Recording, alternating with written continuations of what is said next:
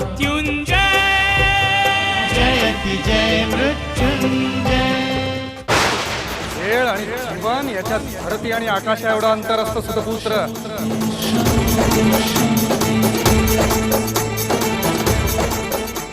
माझं नाव कर्ण आहे मान्यवर। कर्ण म्हणून काय झालं, तू सुतपुत्रच आहेस ना? सारथी अधिरथाचाच पुत्र ना तू? मी तुला सुतपुत्र म्हणालो म्हणून एवढा क्रोध? शेवटी तुला रथच चालवायचा आहे। तुझ्या हाती रथाचे लगामच असतील, धनुष्य नव्हे।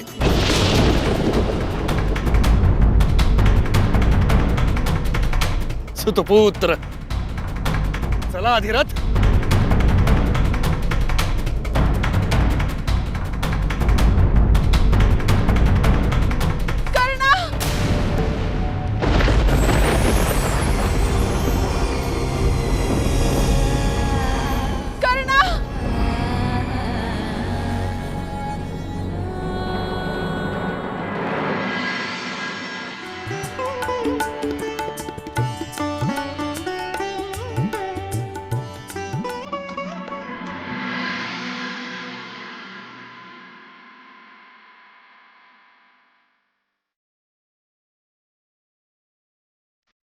कोणी येणार आहे?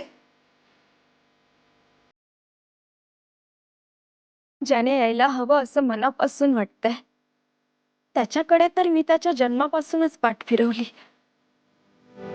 मग तो येईलच कसं मालिनी?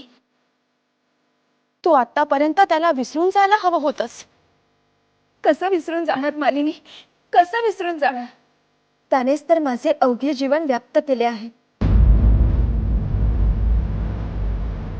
त्याच्या जन्माच्या वेळी सोसलेल्या वेदना आता माझ्या काळजाच्या वेदना झाल्या आहेत। फार दुर्दैवी आहे ग मी। नाही कुंती, कोणालाही हेवा वाटावा असे 5 पुत्र आहेत तुला, परंतु या 5ही पुत्रांना ज्याच्यावरून ओवाळून टाकावे असं तो नाही।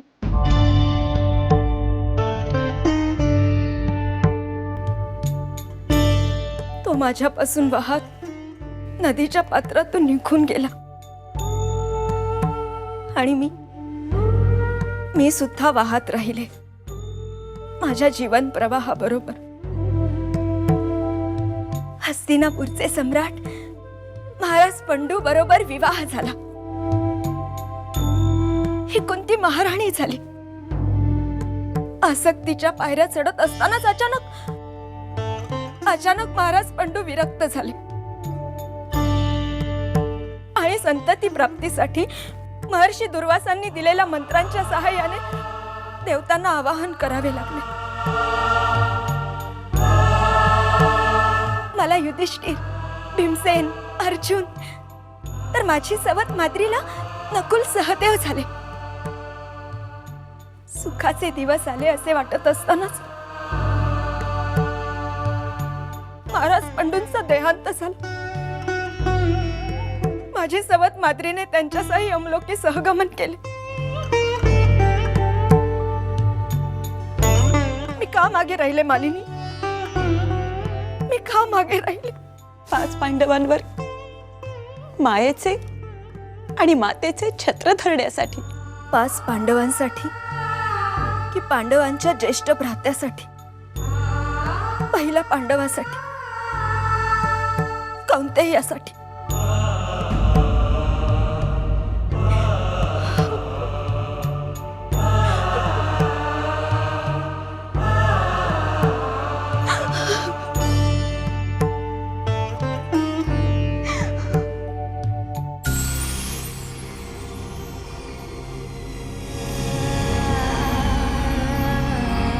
कर्णा, चल पुत्रा, घरी चल। का असा त्रास करून घेतोयस तू स्वतःला? अपमान झाल्यानंतर त्रास होणार नाही काय? त्या सेनानी दीर्घ भाऊने सूतपुत्र म्हणून माझा अपमान केला। तुच्छ लेखले त्याने मला, तातांना, आपल्याला। स्वतःला उच्च ठरवून त्याने मला नीच दाखवलं। सूतपुत्र म्हणून त्याने मला हिणवलं, माझा अपमान केला। असा अपमान झाल्यानंतर मस्तक भणभणार नाही तर काय? सूताने काय आयुष्यभर फक्त लगामच हातात धरायचे आई? कर्ण कर्ण कर्ण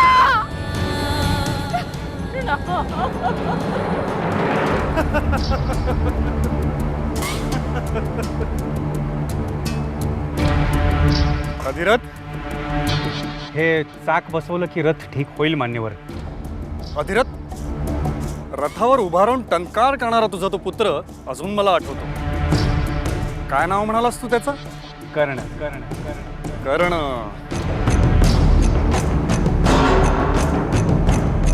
तुझाच पुत्र ना तो? हो होय सेनानी दीर्घबाहू, तो माझाच पुत्र आहे. नाही, वाटत नाही. सेनानी, नाही, तुझा अपमान करण्याचा माझा हेतू नाही, परंतु जे मला वाटलं ते मी बोलून दाखवलं. कारण कर्णामध्ये एक चमक आहे, धमक आहे, तेजस्वी आहे तो.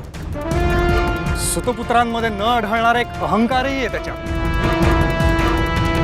त्याच्या अंगी असलेल्या कवच कुंडलांमुळे तो सर्वस्वी वेगळा भासतो. आणि म्हणूनच तो तुझ्यासारख्या सारथ्याचा पुत्र नसावा.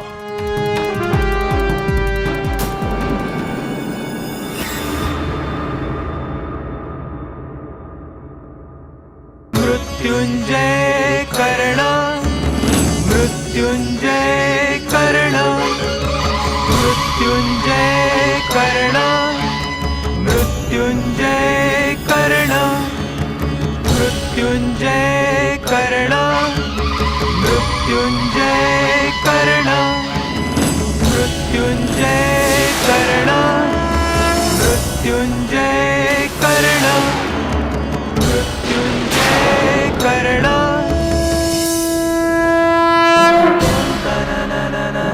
तोम तनननन तोम तनननन तोम तनननन तोम तनननन तोम तनननन तोम तनननन तोम तनननन तोम तनननन तोम तनननन तोम तनननन तोम तनननन तोम तनननन. कर्णा, अहंकाराची मक्तेदारी केवळ क्षत्रियांची आहे, परंतु सूतपुत्र असून सुद्धा अहंकार तुला एखाद्या अलंकाराप्रमाणे शोभून दिसतो. कर्णा,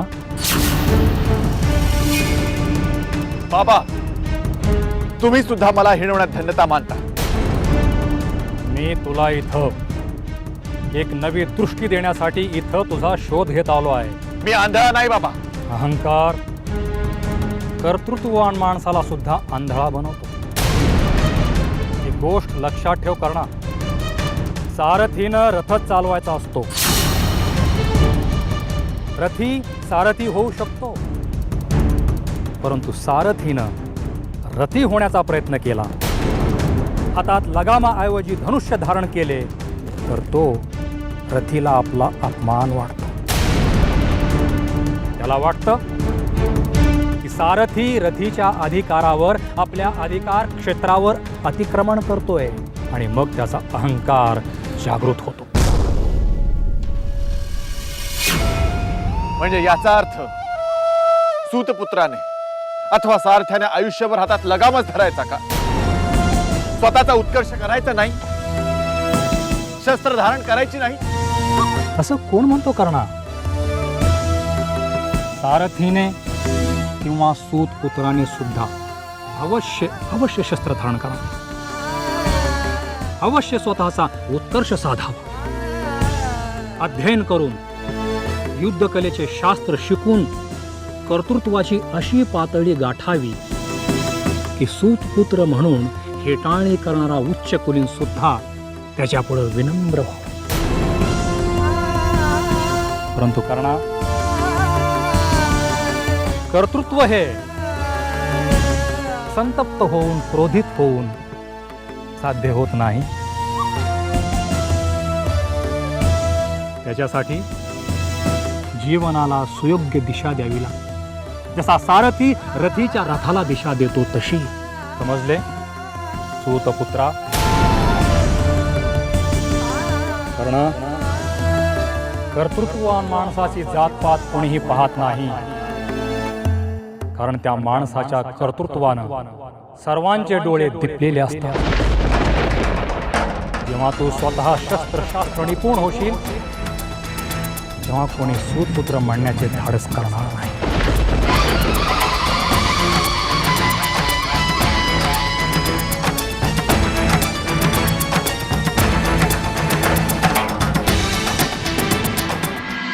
कर्ण कर्ण घरात नाहीये तो. सेनानी दीर्घभाऊनी सूतपुत्र म्हटल्यामुळे संतप्त झालाय. संताप कमी झाला की परतेल घरी. नाही राधे, नाही राधे, त्याचा संताप कमी होण्याऐवजी वाढतच चाललाय. आता काय झालं? राधे, नदी काठावर खेळणाऱ्या क्षत्रिय मुलांवर त्यानं आपला राग काढलाय. राधे, अरे देवा, कसं आवरायचं या मुलाला? आपल्या तरी हातात दुसरं काय आहे राधे? मला तर वाटतंय नियतीच्या हातातलं आपण एक खेळणं होऊन राहिलो.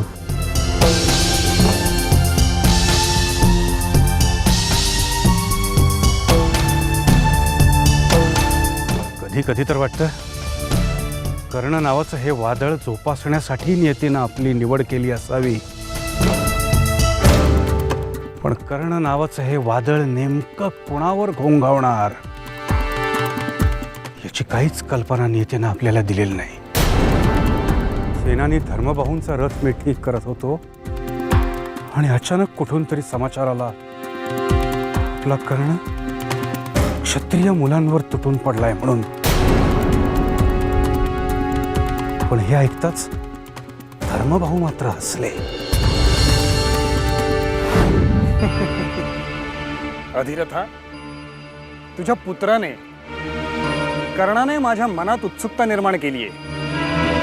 आत्ताच आपल्याला समजलेला समाचार हेच सांगतो.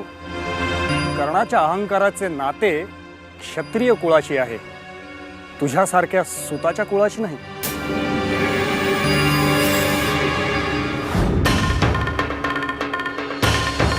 मला याचीच भीती वाटत असते नाथ. जेव्हा जेव्हा कोणी कर्णाकडे पाहून कुजबुजतात तेव्हा तेव्हा मला वाटतं यांना कर्णाच्या जन्माचं रहस्य तर समजलं नाही ना. नाथ, जर का उद्या कर्णाला कळलं की तो सूतपुत्र नसून कुठल्या तरी उच्च कुळातला आहे तर काय होईल? तो आपल्याशी असलेले संबंध सगळे नाती सोडत निघून तर नाही ना जाणार.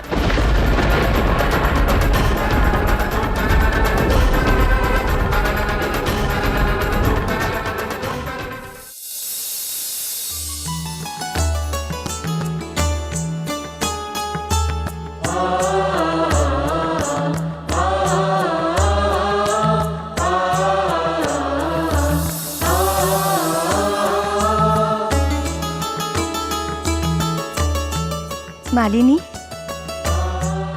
तुटलेले संबंध, तुटलेली नाती कशी जोडता येतात ग? विखुरलेले मोती एका माळेत गोवता येतात. इतस्ततः पसरलेली फुले एका हारात ओवता येतात. पण नाती, संबंध, कुठला नातेसंबंध तू पुन्हा जोडू पाहत आहेस कुंती? 2 दिवसांनी माझ्या ज्येष्ठ पुत्राचा जन्मदिवस आहे. युधिष्ठिर? युधिष्ठिरचा ज्येष्ठ भ्राता, ज्येष्ठ पांडव, पहिला पांडव.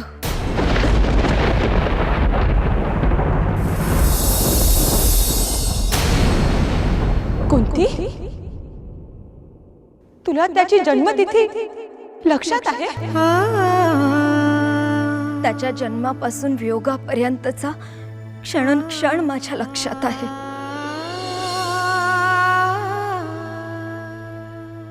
इतकी वर्षे झाली परंतु तो पुन्हा समोर नाही आला. तो तुझ्या समोर आला असता तरी तू काय करू शकणार होतीस कुंती? मी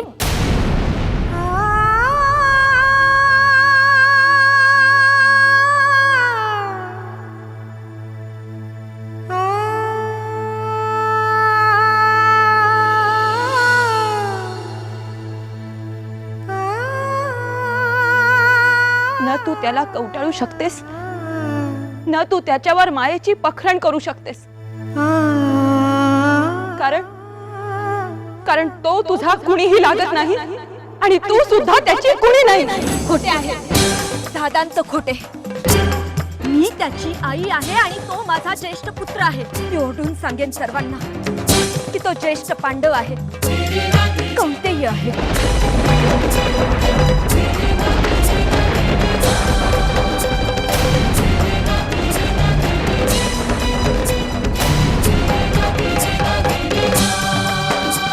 आलं ना तुझ्या लक्षात कुंती?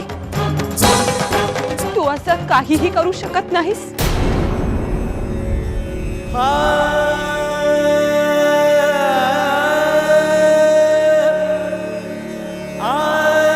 कौंतेयाच्या आठवणी आपल्या हृदयात खोलवर गाडून टाकण्यातच तुझं हित आहे कुंती.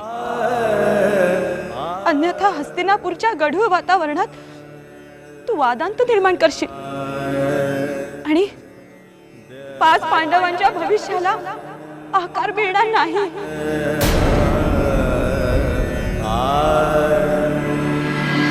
म्हणूनच सांगते कुंती, तुटलेली नाती, तुटलेले संबंध ओवण्याचा आणि गोवण्याचा प्रयत्नही करू नकोस.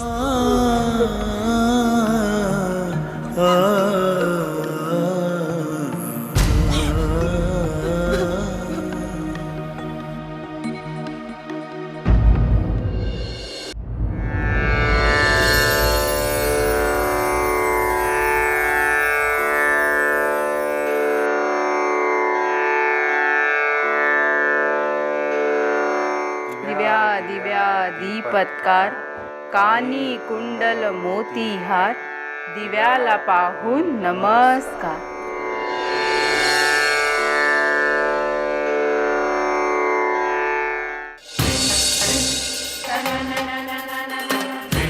कुठे होतास इतका वेळ?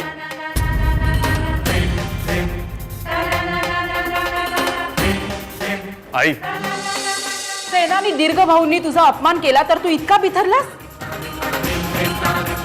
अरे या जगाची ओळख अजून तुझी व्हायची आहे आणि जेव्हा होईल ना तेव्हा तुला कळेल. तुझ्या आईनं आणि तातानी असे कित्येक अपमान आवड्यासोबत गिळून टाकलेत. मला क्षमा करा. क्षमा? मला तर तुला 2-4 धपाटे द्यावेसे वाटतायत. मग घाल 2-4 काय तुला हवे इतके धपाटे घाल, पण माझ्यावर रागवू नकोस.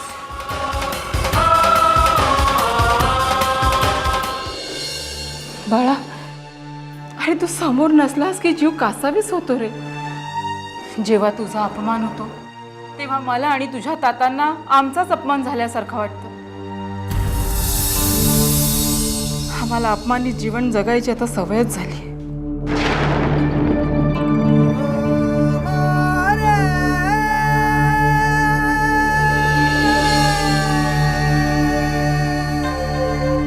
तात,